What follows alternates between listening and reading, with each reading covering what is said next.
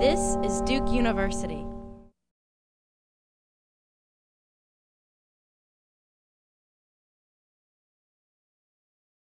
It's amusing to have an introduction as the moderator because the real message is I'm not the subject matter expert.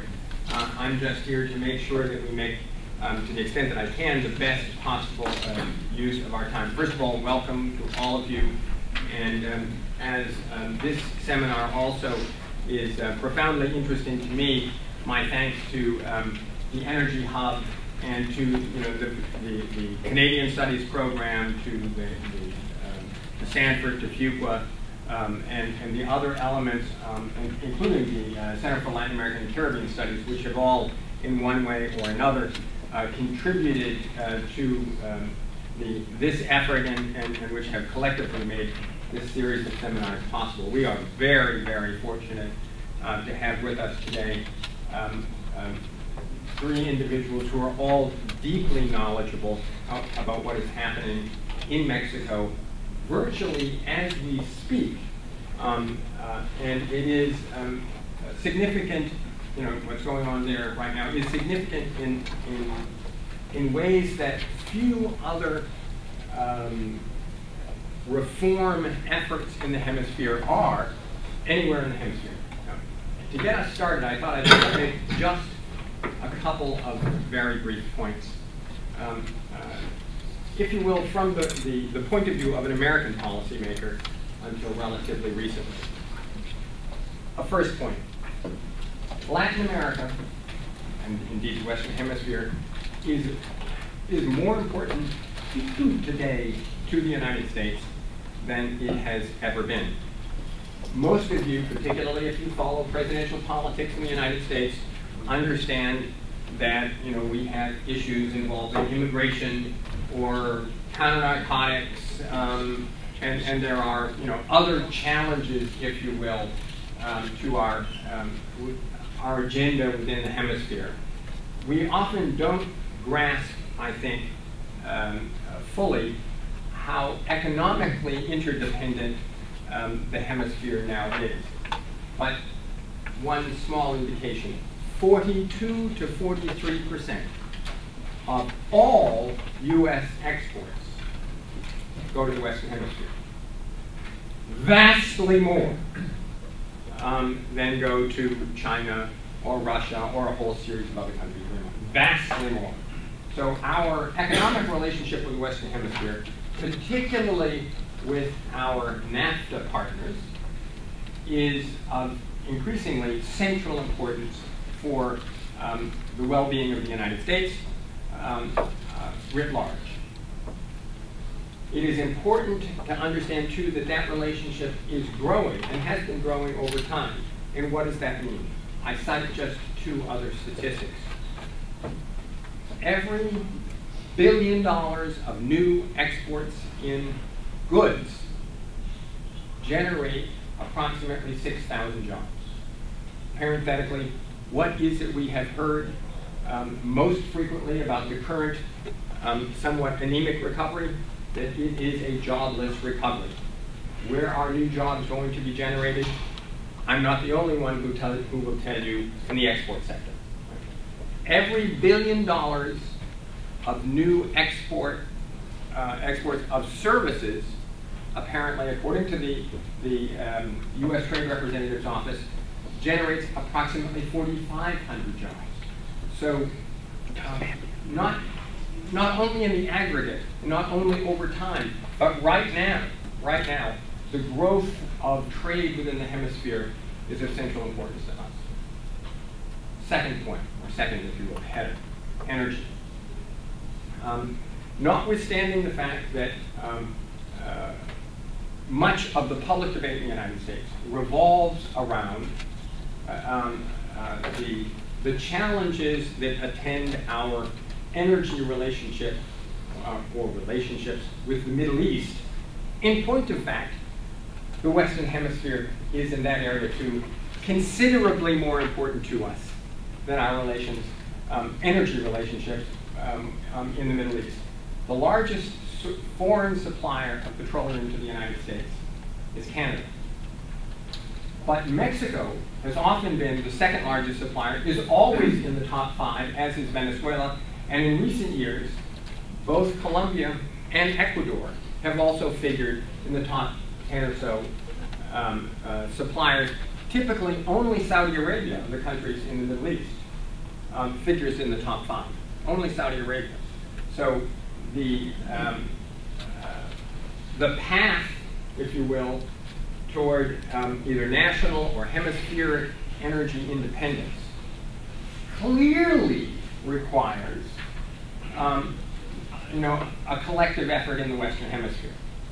What's going on in Mexico, and I'm just going to touch on this very briefly because our invited panelists today are much more knowledgeable than I am. What's going on in Mexico today is tremendously important and indeed precedent-setting. There has been a state monopoly of energy resources in Mexico since 1938, a constitutional prohibition on foreign participation since 1940, right? Something along those lines. Until, if one might say the last 10 years perhaps, while there were inefficiencies, production in Mexico really depended on access to, if you will, easily extractable oil. The resources were abundant. Mexico figured among our top suppliers. And the income from that oil was and still is an important source for revenue to the government. In recent years, both the perceived both reserves have dropped, production has dropped, and projections for the future, if there is not an effort to substantially increase the capitalization, the development of tight oil, either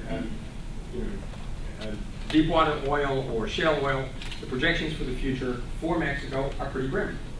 Consequently, all the major parties in Mexico have begun to entertain and have presented projects, for those of you who speak Spanish, something we might call an anteproyecto de ley, either for an overhaul of regulations governing foreign participation and or even an overhaul of the Constitution. And we have asked our 3 guests today to help us understand what is going on. After 80 years, effectively, it appears that Mexico is on the verge of breaking with its own traditions. And certainly there appears to be a consensus within Mexico that something has to be done. And this is very, very important. It's important to Mexico, it's important to us, it's important to the region. We have with us today Duncan Wood, the director of the Mexico program at the Woodrow Wilson Center.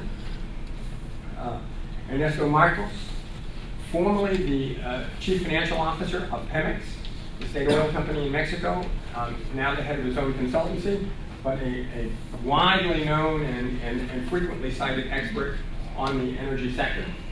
And Juan Pardinas, the head of the Institute on Competitiveness and the principal author of an immense study, and immensely important. It's not only big, it's terrific, on competitiveness and in bringing Mexico into the new global energy order.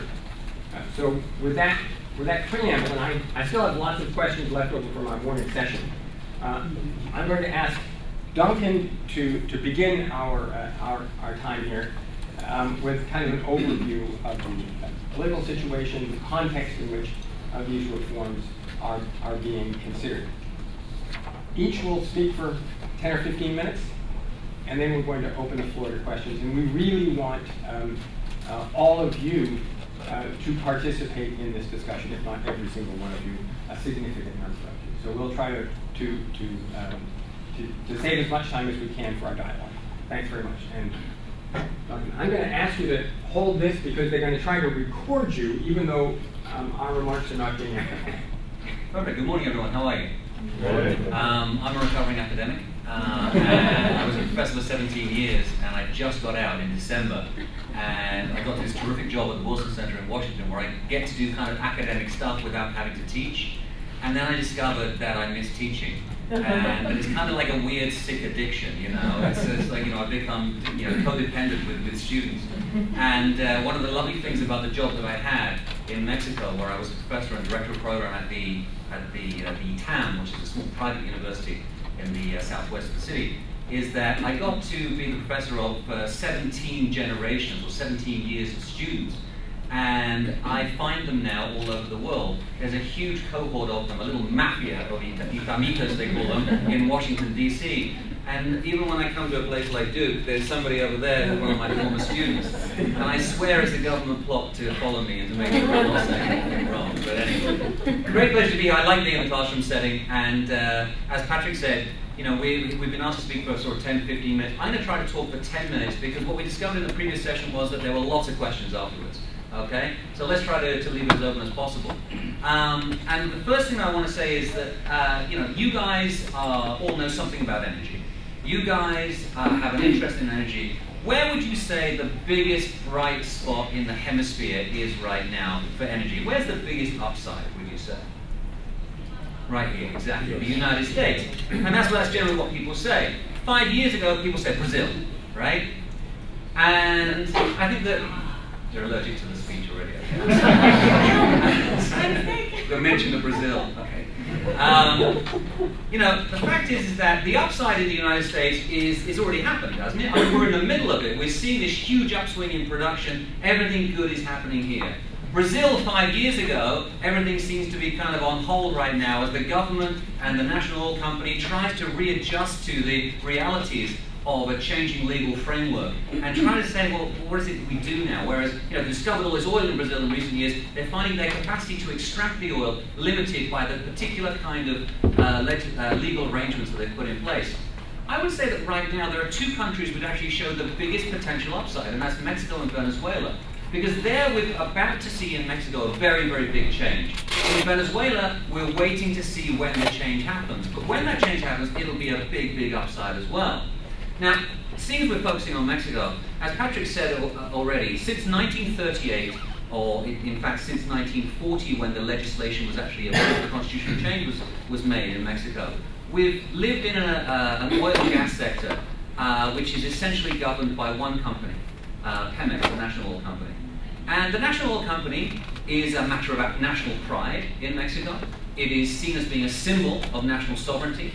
At various points in its history, it's achieved huge successes. In particular, the discovery of a super giant field in the Gulf of Mexico in the 1970s called Cantarell. Does anybody here know the story of Cantarell, the oil field? At one time, it was the second largest oil field in the world. And you say, well, Pemex did a great job in discovering that. The true story of Cantarell was that, in fact, there was a fisherman, okay, called Rudecindo Cantarell, who goes out in his fishing boat and he keeps coming back in and saying, look, there's oil all over my nets. This is really pissing me off. So he goes to the Pemex office and he says, listen, you guys, you've got a leak out there in the Gulf of Mexico. And they say, we don't have an oil well. He says, go and check it out. So they go out there and they discover the world's second largest oil field, okay, entirely by accident. That's brilliant. I mean, that's real sort of, you know, national monopoly efficiency going on there. And the great thing about this discovery is that, you know, they say to this lovely fisherman who's discovered it for them, they say, you know what, you discovered it, so we're going to name the field after you. And he said, what about having 1% of the profits? No, they don't even buy him new nets. I mean, you know, this is a pretty bad deal for this guy. But anyway, thanks to the discovery of Cantarell, Pemex and Mexico as an oil-producing nation become major oil producers. You know, this is an oil field that at its peak produced over 2 million barrels a day. That's an extraordinary amount of oil from one oil field. National oil production in 2004 went up to 3.4 million barrels a day before declining very, very rapidly to today, where we're around 2.55 million barrels a day. And Juan and Ernesto will talk more about what that lost production means. In 2008, the government of Felipe Calderón tried to enact an energy reform that would increase private participation in the sector, but they were pushed back by opposition from the opposition parties, by public opinion, and eventually passed a piece of energy reform legislation, which is very, very disappointing. You know, I've called it una reforma asfixiada, a strangled reform, because that's really what it was. It didn't do very much to get air into the system. It didn't do very much to shake up the oil and gas sector. But one thing that did happen in 2008 was that people began to talk about the problems of the oil and gas industry in Mexico and began to understand that whereas Pemex is a matter of national pride, whereas oil is so intimately associated with national identity that you can't separate the two, the fact is that Mexico was in trouble. And the future was not particularly rosy. And this idea gradually took hold in the minds of Mexicans, in particular in the minds of the political elite. In 2008, a significant number of politicians refused to accept there was a problem. But beginning in 2011, as we led up to the presidential election campaigns of 2012, the election of July 2012, the issue of reforming the energy sector became a priority in each of the major parties' platforms. Each of the three major parties recognized that there was something wrong and we needed to do something about it. The guy who won the election in July of 2012 is Enrique Peña Nieto, the president of Mexico. And his party, the PRI party, the Revolutionary Institutional Party, is still a brilliant name, though. You can be revolutionary and institutional. The only party in the world that had a better name, I think, was a Canadian political party, which has now changed its name. It's now called the Conservatives, but they used to be called the Progressive Conservatives. I thought, that's really cool. You can be conservative but progressive. Progressive but conservative. I know that. It's like one step forward, two steps back. Now, the PRI party is the party that ruled Mexico for 71 years. They lost the election in 2000, were out of power for 12 years. But they come back on a wave of optimism that they're the party that can fix many of Mexico's problems. In part, they were responsible for Mexico's problems as well when they were in power. But they've come back and Mexican people believe that this is a party that can essentially fix many of the things that needed to be done. And the reason why is because they saw what happened when the PRI was out of power. For 12 years, the center-right party, the PAN, under the leadership of Vicente Fox as president first of all, and Felipe Calderón, failed to enact the structural reforms that were needed, not just in energy, but across the board, structural reforms of the economy and the political system. Now, in part, the responsibility for that lies with the PAN party and with the presidents, Fox and Calderón, who were unable to really work with the Congress to get legislative progress. Part of the blame really lies with the opposition parties in that time, the PRI and the PRD, the left-wing party. And in particular the PRI, we have to look at the PRI. The PRI played a classic game while it was out of power of blocking every major legislative advance. And for a while, you know, and I was living there, as a political scientist, I looked at it and I said, well, you know, this is part of democracy growing up, isn't it? You know, we've got gridlock in Washington, we've got gridlock in Mexico City. This is all part of the normal to and fro of democracy. But then, when Enrique Peña Nieto and the PRI came back into power in July of last year, pretty much everything changed. Everything changed in a very, very big way. There's a very long transition period in Mexico between the election and the president taking power. And so it was not until December of last year when he actually entered office. And on the first day that he entered office, he announced something called the Pacto por Mexico. And the Pacto por Mexico is a political negotiating mechanism and agreement between the three main parties, where they've agreed on 95 issues where they have reached a consensus, and that's what the legislative program is going to be over the next few years. It's an extraordinary thing. And in the 10 months since then, they have passed already 4 major structural reforms. That's 4 more than were passed in the past 12 years. They've passed structural reforms in labor, education, telecoms, and finance. They've presented the energy reform, which will be voted on very soon, and they've also presented a fiscal reform, which will shake up the country's taxation system. This is a period of extraordinary change, extraordinary progress in the Mexican Congress. The country has the opportunity now to move ahead in a way that it hasn't done for the past 12, in fact 15 years since the PRI not only lost the presidency in 2000, but they lost control of the Congress in 1997. And that brings us to energy reform. The energy reform is one of the issues where there was some consensus, and as Ernesto will tell you later on, there were issues there that all 3 of the parties were able to agree on. In particular, strengthening the national oil company was seen as being a very, very important issue. But there wasn't agreement amongst the 3 major parties on the question of increasing private participation in the sector. And that's what the government is proposing at this point. They're proposing a constitutional change, and a particularly brilliant constitutional change, because what they're doing is they're using the exact wording of the 1940 constitutional change and they're going to bring it back into play today.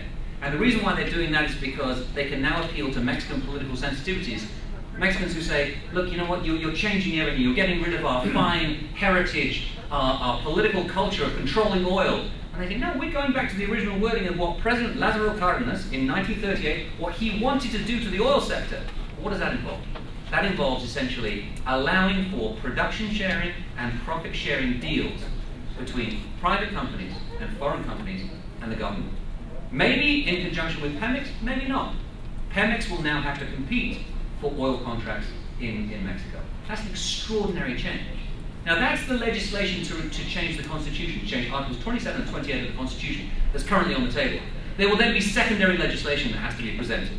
And that secondary legislation will sort of define exactly what we mean by either production sharing or profit sharing deals. And we can enter into that in the Q&A afterwards.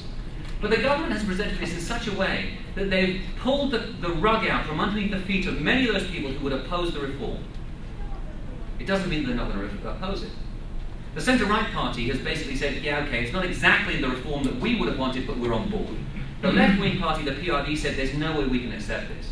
In particular because the eminence grise, the intellectual leader of the left on energy issues, is a man called Cuauhtémoc Cárdenas, the son of Lázaro Cárdenas, the guy who nationalized the industry. And he said, you know, you're using the words that my father used.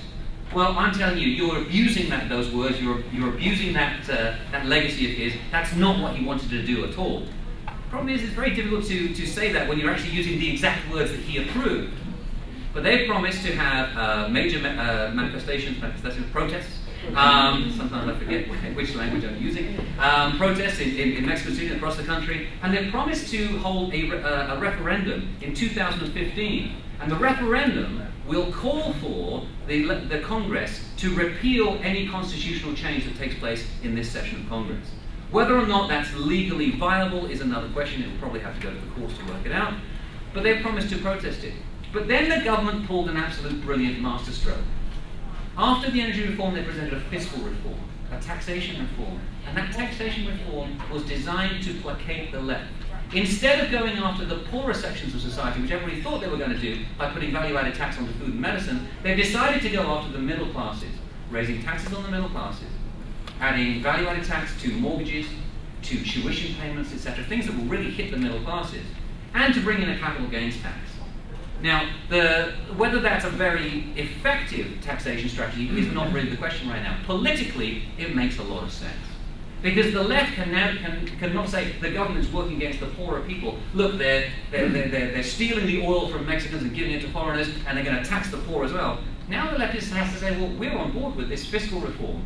So the whole project of the Pacto por México, which was this negotiating mechanism, is still in play. Everybody's in the deal. And as Ernesto will probably tell you in a second, this means that when the constitutional change is passed in the Congress, the left-wing party will be able to come back and play a role in negotiating the secondary legislation as well. Which means that from a political point of view, everybody becomes a stakeholder. And that's one of the extraordinary things, and I'll close with this. The lessons that we can learn from Mexico today are that there is a way that you can actually make your political system work even under democratic conditions. You know, the folks that I cohabit with in Washington, oh my God, you know, these are guys who really just do not seem to find a way of working together at all. Some of you may have seen the story in Slate that was circulated recently about who follows whom on Twitter. Did you see this? Republicans follow Republicans on Twitter, Democrats follow Democrats on Twitter, and they don't read each other's Twitter feeds even. I mean, they have no clue what's going on. Never the twain shall meet in American politics. That's not the case in Mexico. We have a kind of cohabitation and a form of political negotiation that makes so many things possible that were impossible even a year ago. With that, thank you very much.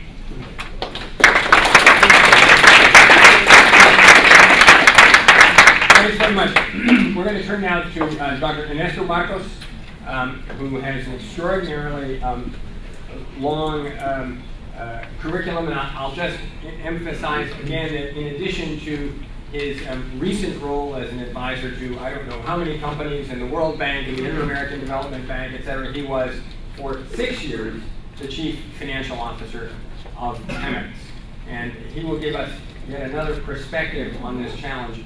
I would add, one further point, and some of you know, I've worked around Latin America. I worked around Latin America as a diplomat for many years, everywhere except practically in Mexico. And one of the things that strikes me as we have this conversation is the degree to which Mexico is on the verge of breaking away from a trend that we see as in the ascendancy elsewhere in the hemisphere, and that is in Venezuela, in Bolivia, in Ecuador, in a number of other places. We are seeing, governments embrace again resource nationalism. Mexico did that a long time ago, but now appears ready to at least consider substantial change. Well, with that, Ernesto. It's difficult to speak after Duncan. He's most recently, a professor. I was trying to remember when was the last time I gave a class, and I have to recognize it was more than 35 years ago. All of you had more. So please, allow me to try to expand on the issues that Duncan brought in. The first thing that I think we have to understand is that the oil and gas sector is very important for the Mexican economy. It represents around 15% of total exports. Mexico, by the way, is one of the most open economies in the world after 18 years of NAFTA. If you sum imports plus exports, this represents over 60% of GDP. So we are a very open economy. And the energy sector, although it is not that important as it used to be, the Mexican government is highly dependent on the fiscal revenues from Pemex. Pemex contributes with something between 35 and 40% of the total fiscal revenues of Mexico. It is true that we have not done our job in taxing the economy more efficiently. The tax take of the government, not considering oil, is around 10%, the lowest in the OECD club. So we are highly dependent on oil, and that is one clear reason why oil and gas reform or energy reform is required. The government had become so dependent on fiscal revenues that now that Pemex does not have the traditional easy and cheap oil to extract after Cantarell has gone sour,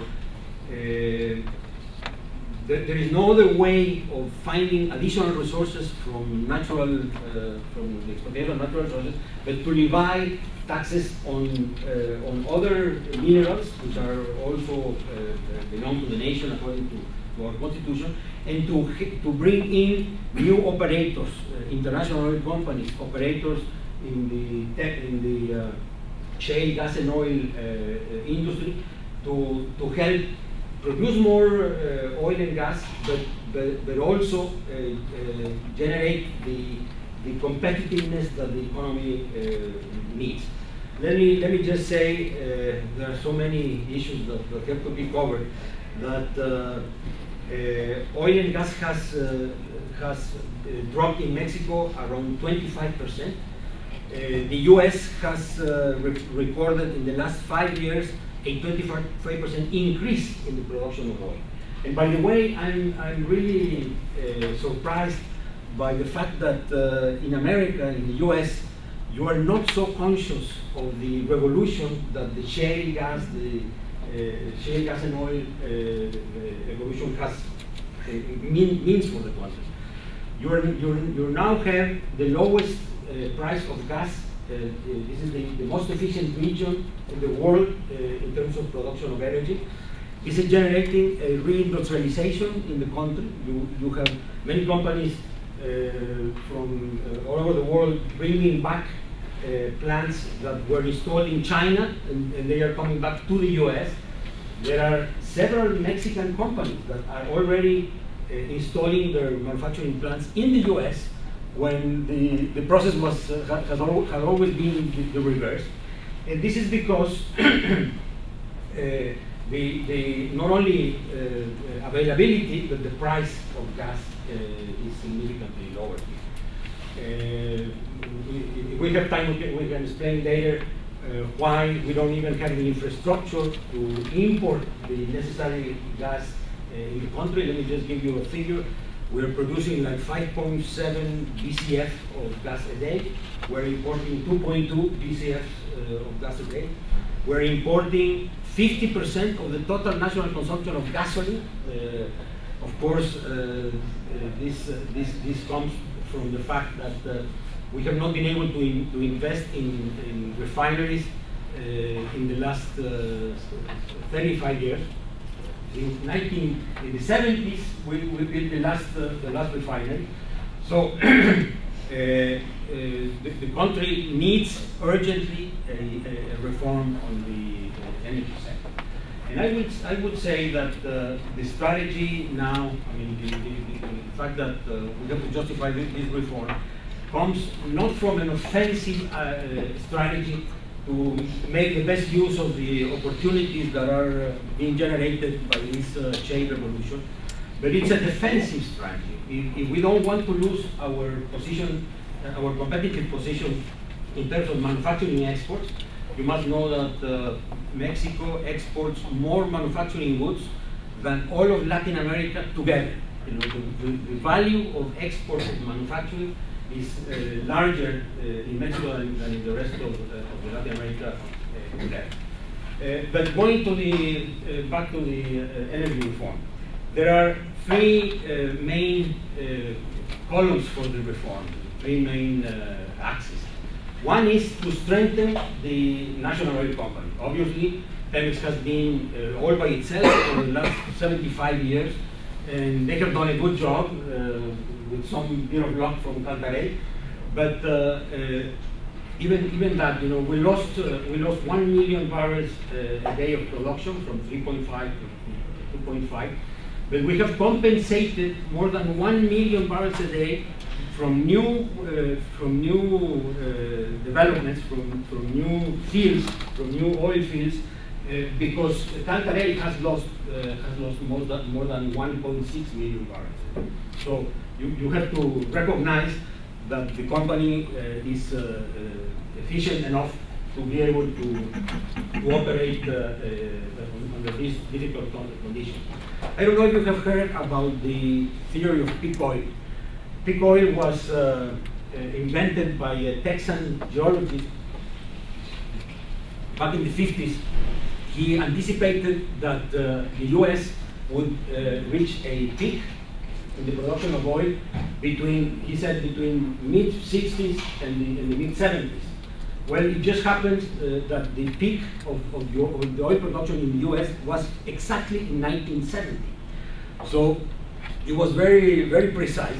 And then the theory extended to the rest of the world, and there are associations of peak oil, especially by geologists and some other oil professionals, that still today say that we will no longer be, we will not be able to extract more oil and gas, except for what is happening in the US on the shale region. This is why it is so important. But then, if you strengthen Pemex, well, the left party, the PRD party, has defended the case that if you allow Pemex to operate efficiently without all the regulations that the government imposes on it, and if you lower the tax rate that Pemex has to continue, then everything can be solved, because Pemex will be able to do everything at the same time, and that is not true at all. It would need, Pemex would need to triple the $25 billion a year that they are investing in order to cope with the most urgent requirements of the sector. But then the party to the right, PAN, who had the government for the last 12 years, and was not able to pass a reform that would be significant for the sector, is proposing concessions which back in 1940 were prohibited by Lázaro Cárdenas.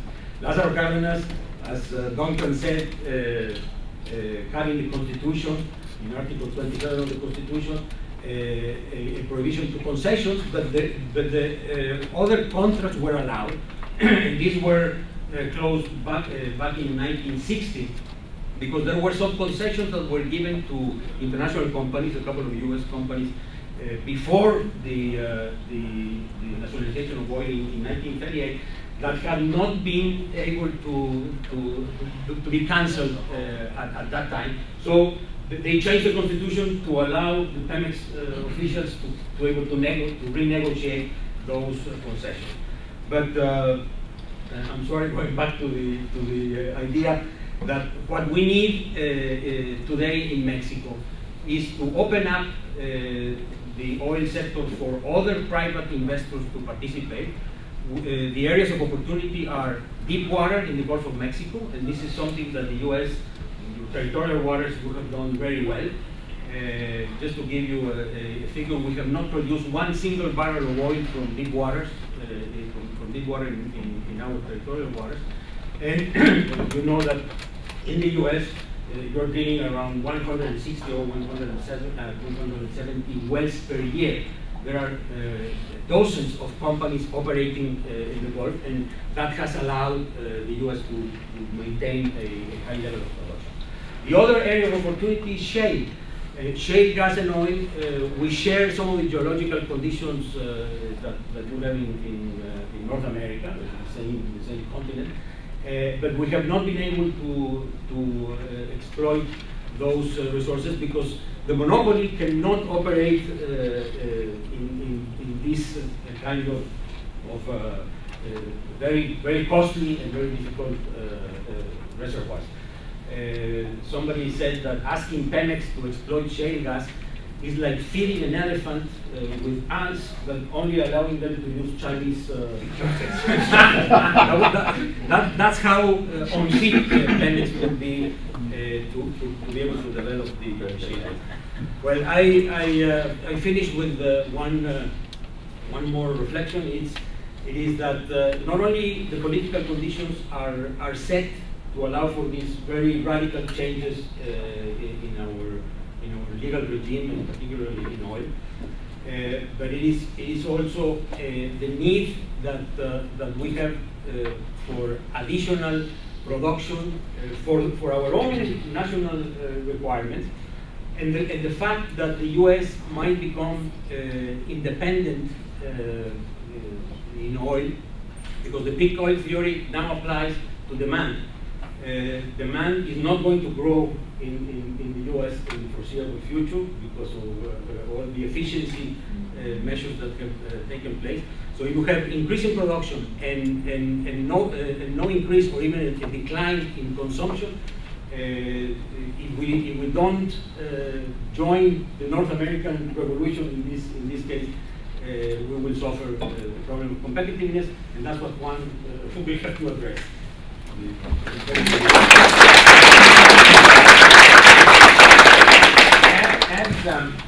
And before one begins, I thought I'd just add one more, little nugget for you. And that is, though I think we haven't yet mentioned it, while we emphasize that Pemex is of central importance to Mexico, while the sense of sovereignty is acknowledged as tremendously important, in simple economic terms, it is also, I think, useful to remember and to note, if you are not aware of it, that the government of Mexico depends on Pemex, that is to say, oil revenue, for up to 40% of the national budget. So as we think about what it means to reform this sector, we need to keep that in mind. It is terribly important that Mexico find a way to continue to generate the revenues on which the national government depends.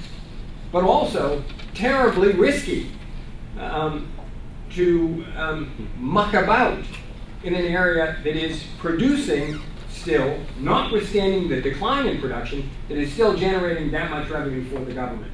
So one. Thank you, Patrick. Following up Patrick's argument, if in the US you had a Pemex, you would have a balanced budget. That's a key.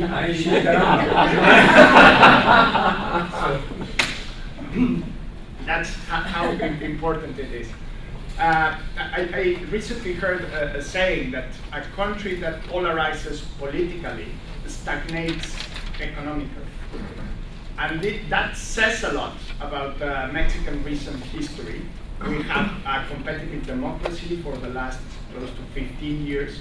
And those 15 years, we have stagnated and blocked relevant reforms.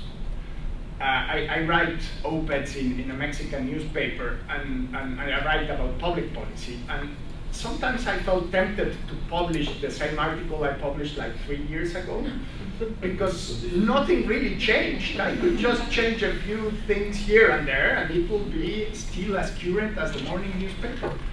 I never did, by the way. But now you have to adjust the things that I write almost by minute, because things are changing so fast. We did not reform for 15 years. And what we didn't do in those 15 years, we're trying to achieve it in 12 months. The amount of traffic of reforms in the Congress is so bad that the demonstrators against reforms have to fight over the best spot where to demonstrate against either education reform or energy reform. And all this is happening as we speak. So let me put you a picture of what Pemex is for the ordinary Mexican. I don't know how many options of gas stations you have to fill your car for the people that come in car to the university. Maybe 3, 4 different gas brands. 10? Well, for 70 years, Mexicans had just one option to fill their gas tank. That's Pemex. Here in the US, well, gas prices are associated with oil.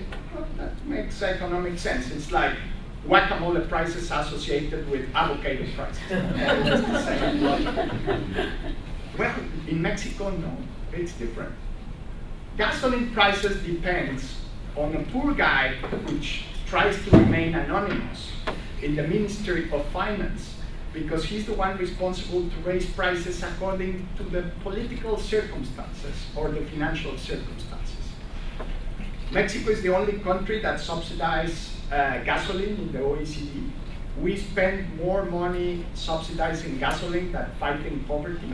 I think one of the best fiscal reforms we could ever have is just stop energy subsidies.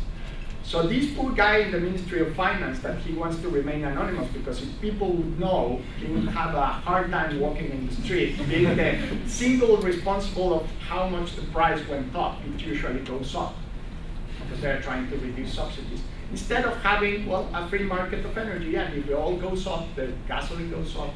If the avocados go up, the guacamole goes up. So first difference, you don't have any options to the gas stations. Then you have one single guy that determines the prices. Then you just have one single company doing all the refining of oil into gasoline, which is also Pemex. You have one single company doing all the exploration. You have one single company doing all the geological service. And this is part of the Mexican state, a key part of the Mexican state. So actually, we don't have an energy sector. We don't have a company. We have, but it's legally called an entity of the public administration, which is called Pemex. It's not even a company. It doesn't behave like a company. And one of the big challenges of the reform is making Pemex work as a normal company. Then you have a union, which it's basically embedded in the whole administration of the institution. Some of you must have heard of Jimmy Hoffa. Could you raise your hands to know who was Jimmy Hoffa? Okay, some of you have heard of Mobutu Sese Seko. Well, Mobutu Sese Seko was a statesman in Africa, which is like a by name of the most corrupt politician ever humanity has produced.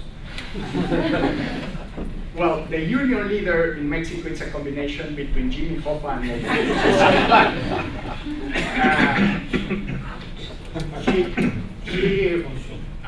As an anecdote, he sports watches that are $10,000, $20,000, and he shows it to the press, and he like brags about the $500,000 Ferrari that his son has in his condo in Miami.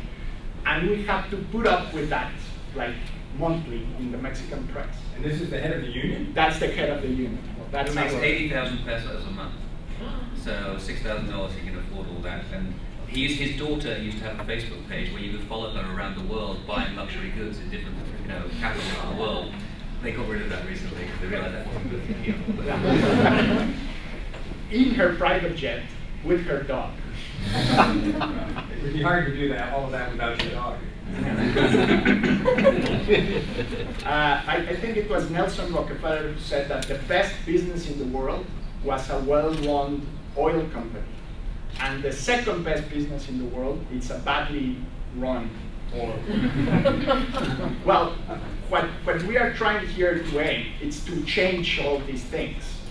But we haven't changed them for the last 75 years for several reasons, some political, some economical. The issue, it's too polluted by feelings more than by arguments. If you try to, with someone that disagrees with you in this perspective of what to do with the future of energy in Mexico, it's very possible that the debate will turn into emotions, feelings, more than evidence and data. I don't want to pass judgment towards the US policy against owning guns, but I will just share with you from the bottom of my heart, as a foreigner, it's a bit complicated to understand this relation of the American people between owning guns and freedom.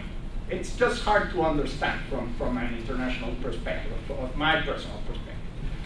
Maybe I wonder for a foreigner, it's hard to understand why Mexicans have their national identity and their dignity so close to oil.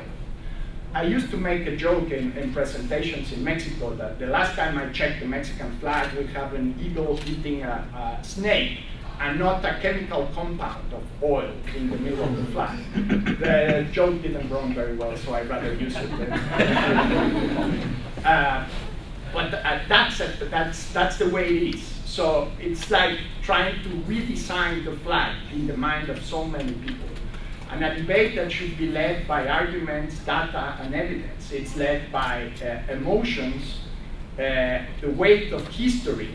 It's so bad how countries we cannot leave the past behind. And the president that designed more or less the current energy sector, it's someone that was born in 1895. And he's kind of the guy to sort it out. I was joking in an op-ed that we might need a Ouija board, you call it the Ouija board, to communicate with Lázaro Cárdenas in order to sort out what we need to do as a country. But that's the way it is. And it's so relevant because energy represents just like 8% of the GDP, but it's basically the blood of the whole economy. And imagine Mexico, it's the most integrated economy to the world. And I don't brag about it, it's a fact. If you measure the number of free trade agreements we have, NAFTA obviously, it's the most important, US, it's our main trade partner. But we have trade agreements with Europe, we have trade agreements with Israel, we have trade agreements in all over South America. We are deeply integrated with more than, I think it's 45 economies. Free trade, total trade. So imagine this economy which is looking to the world in all sectors with the exception of the most important one, which is energy. So we have I was saying this morning that more than policy wants to solve the Mexican energy problem, we need like a shrink. Because we have this schizophrenic kind of relation between a very modern economy trying to integrate through export platform, and then this kind of this sector of the economy designed in the times of the import substitution model from the 60s or the 50s. So we had this kind of Soviet part of the Mexican economy with a state monopoly, no forbidden private investment, forbidden private property, and then this rest of the economy that aims to be modern, aims to develop, aims to grow. And usually that kind of schizophrenic behavior doesn't work, neither in people, neither in economies, and that's what we are going to change. Thank you very much.